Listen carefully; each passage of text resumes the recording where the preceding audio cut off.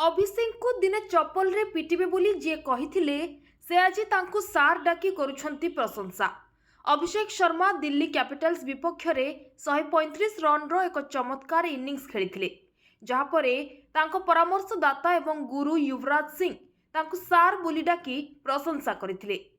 प्राय 2 वर्ष पूर्वे युवराज सिंह मज्जा करी तांकु चप्पल रे मारिबा कथा कहिथिले। प्रकृत रे 28 मार्च 2024 रो घटना।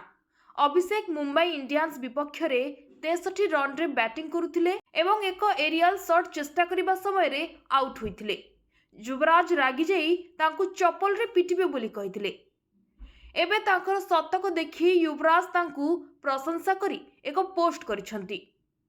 राजीव गांधी अंतर्जातीय स्टेडियम रे खेला जाइथिबा मैच रे अक्षर पटेल टॉस जीति प्रथमे बोलिंग करबाकू निष्पत्ति नेथिले। अभिषेक 68 बॉल रे 10 छक्का एवं 10 चौका मारी 135 रन करथिले। युवराज सिंह अभिषेक शर्मा को शतक को प्रशंसा करी एक पोस्ट शेयर करी लिखिचंती, बैट को तार काम करबाकू दियो, तुमे प्रतिदिन आगो को बढ़ुछ। सार अभिषेक शर्मा तुमे बहुत भल खेलिछ, एमिति खेल जारी रख।